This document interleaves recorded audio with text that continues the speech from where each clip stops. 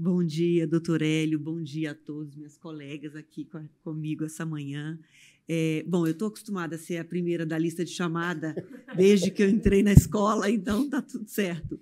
Bom, gente, é um prazer estar aqui com vocês. Eu quero dizer que eu sou uma jornalista numa mesa de escritoras, porque, na verdade, eu tenho muita dificuldade de me colocar nesse papel de escritora, porque eu tenho uma carreira na televisão como jornalista, mas num determinado momento da minha vida, que foi durante a pandemia, eu decidi publicar um livro que eu escrevia não como um livro, mas como um diário praticamente. Vou mostrar aqui para vocês. Esse é o livro que foi lançado em 2020, Sou a Mãe Dela, que eu conto a história de uma trajetória pessoal com a minha filha, que se chama Giovana. Hoje ela está com 26 anos e é residente de medicina aqui da Escola Paulista de Medicina. Está fazendo residência em clínica médica. E quando o doutor Hélio me convidou, eu pensei assim, puxa, mas será que eu tenho algo a acrescentar para quem estiver lá conversando sobre a dor de ouvir a dor?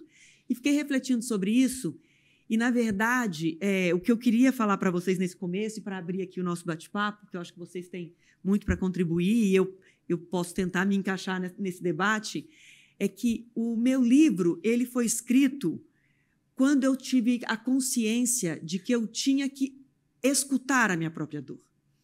Então, eu tive uma jornada de 20 anos com a minha filha. Ela nasceu com uma síndrome ortopédica, considerada rara e no caso dela, acentuada. Ela tinha problemas ósseos na perna direita, muito graves, e precisou fazer 10 cirurgias para poder caminhar. E essas cirurgias começaram com 3 meses de idade e foram até os 18 anos dela.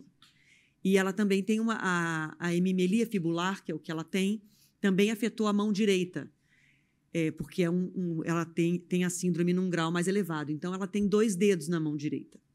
E esses 20 anos que estão narrados no livro são 20 anos de uma jornada médica para que ela tivesse a possibilidade de andar com as próprias pernas e que ela tivesse o melhor tratamento que ela pudesse ter.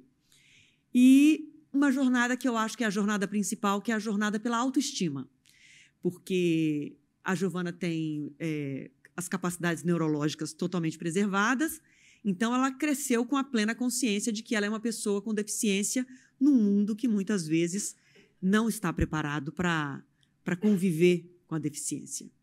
Então, construir essa autoestima dela, propiciar a ela o aprendizado de que ela precisa se amar, se respeitar como ela nasceu, eu acho até que é uma jornada mais difícil do que a jornada médica, ainda que a jornada médica tenha sido muito intensa. É que depois que passa, né? Depois que passaram todos os blocos cirúrgicos, todas as anestesias e tudo mais, tudo bem, foi fácil. Mas de fato, eu acho assim, você ajudar a formar um ser humano é muito desafiador. E quando você tem esse desafio a mais, foi uma jornada muito intensa. Só que, ao longo dessa jornada, quando você estabelece uma linha de chegada e você tem um propósito, você mira tanto onde você precisa chegar que você vai engolindo em seco pelo caminho e vai engolindo dores pelo caminho e passando por muita coisa, porque você não pode estacionar na dor, que era o que eu entendia ao longo da minha jornada. E eu achava, inclusive, que se eu me mostrasse sofrendo, frágil, se eu me mostrasse a ela com fragilidades, eu dificultaria o caminho dela. Eu tinha que mostrar a ela uma mãe que estava o tempo inteiro confiando e forte e que crente que ia dar certo, e que não é 100% verdade, né? Eu fui muito essa mãe, mas eu fui muito uma mãe que teve medo, que se desesperou, que sofreu. E muitas vezes essas dores, nesses 20 anos, na maioria das vezes, foram dores engolidas, assim, dores silenciadas. E quando ela passou no vestibular de medicina, eu comecei a mandar e-mails para mim mesma. Eu sentia necessidade, porque para mim ali era a linha de chegada final. Puxa, ela estava caminhando, ela está completamente independente, ela tem uma perna diferente, ela tem a mão diferente, mas ela conseguiu equilibrar. Se ela não passasse pelo tratamento médico, ela teria uma diferença talvez de 15 centímetros entre as 2 pernas. Hoje ela tem as pernas do mesmo tamanho, as cirurgias ortopédicas foram bem-sucedidas, ela caminha e ela passou no vestibular de medicina, na Escola Paulista. Então, para mim, era assim, apoteose, né? E eu estava me sentindo muito com missão cumprida. Quando, então, eu comecei a olhar para mim. Eu falei, bom, tipo, acabou aquela jornada. E aí eu percebi que eu, embora tivesse chegado na reta final, na linha de chegada, eu percebi que, na verdade, eu precisava voltar tudo. Eu precisava voltar e lembrar, e chorar, e sofrer, e me entender em cada etapa daquele processo. Então, esse livro ele tem frases. Quando eu comecei a escrever, eu sabia que eu estava falando de frases que eu ouvi ao longo de 20 anos. Então, a frase do ortopedista que mandou amputar o pé dela. Comigo em pé, na frente dele, ela já caminhava. Tira esse pé, está resolvido o problema. Amputa e está resolvido o problema. Sem escutar a minha dor, de saber que ele estava dando um prognóstico que, para mim, era muito difícil de aceitar. A frase da minha avó, que teve muita dificuldade, uma senhora muito idosa, do interior de Minas, que teve muita dificuldade em entender e receber uma bisneta com deficiência. Frases que você vai escutando ao longo do caminho, que você vai criando escudos para elas, para dizer, não, isso não vai me derrubar, isso não vai me derrubar. E quando chegou lá na frente, falei, bom, tá bom, não me derrubou, eu estou inteira aqui. Mas dentro de mim tinha muitos cacos. E eu precisava voltar, e eu precisava me permitir pensar sobre tudo aquilo.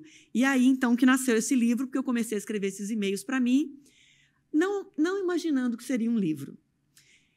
Primeiro, eu achava que eu ia, depois escrever tudo, fazer um livro para entregar para minha família e para os 2 médicos ortopedistas que são maravilhosos, que são assim, eu vejo eles em todo passo que a minha filha dá. Então, para mim, agradecê-los, escrever um capítulo para cada um era muito importante. Eu choro só de lembrar deles. Eu não consigo falar dos médicos da minha filha sem me emocionar. E ela ainda resolve ser médica. Então, assim, eu não consigo. Eu vou só tirar uma coisinha aqui.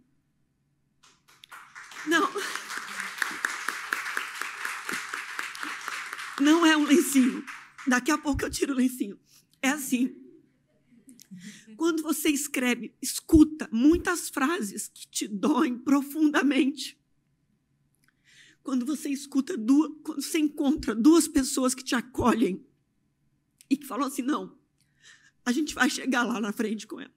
Então, eu nunca vou conseguir falar do Dr. Amâncio e do Dr. César sem me emocionar. Um dia eu estava em férias na Grécia, com meu marido e com a Giovana. Depois que ela passou na faculdade de medicina, a gente fez essa surpresa para ela. E aí, no restaurante, tinha um senhor que parecia muito o Dr. César. Eu comecei a falar dele, comecei a chorar no restaurante. Então, não precisem achar que eu sou maluca, é que quando eu penso neles, eu choro. Mas, enfim, só para concluir, eu tive que passar por todos os episódios para relembrar e para me acolher. Então, o livro é, para mim, sobretudo para mim, para que eu pudesse me acolher. Eu fui mãe com 25 anos, hoje eu tenho 52 anos. Então, eu achava que o livro ia ser um presente para os médicos e para a minha família. No meio do processo da escrita, eu fui a uma consulta ginecológica e a ginecologista virou para mim e falou assim, você já está procurando as luvas da Giovana?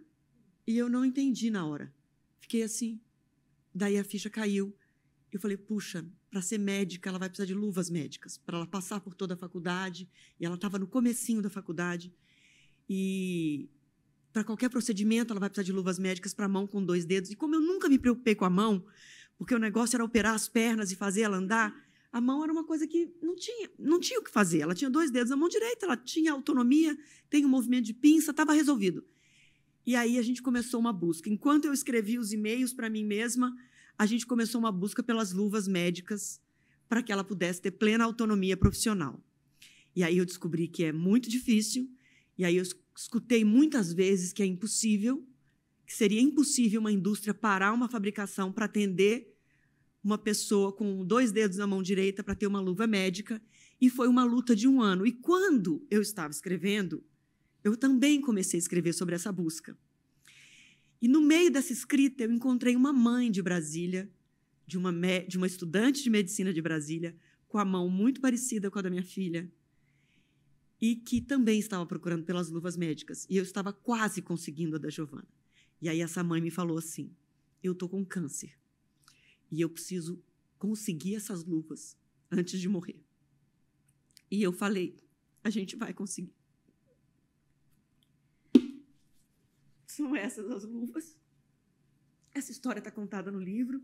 A Giovana tem luvas médicas sob medida. E eu gosto de mostrar, porque eu falei, deve ter médico lá.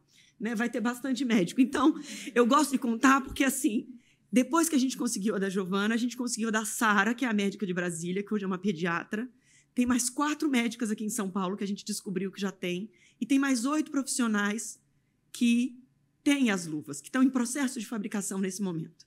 Mas eu gosto de mostrar, porque eu falei assim, todo mundo que sabe que existe, o dia que encontrar uma criança, um adolescente com mãos diferentes, vai falar sim e não, não. Vai falar, olha, tem jeito. Um dia uma moça doida chegou ali chorando, contando uma história, e ela tirou da bolsa uma luva. Existe luva para quem tem só 2 dedos, 3 dedos, para quem tem mãos diferentes.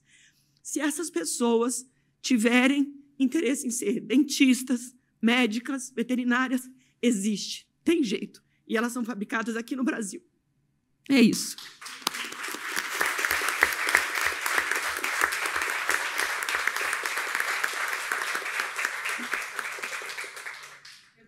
Desculpe a choradeira.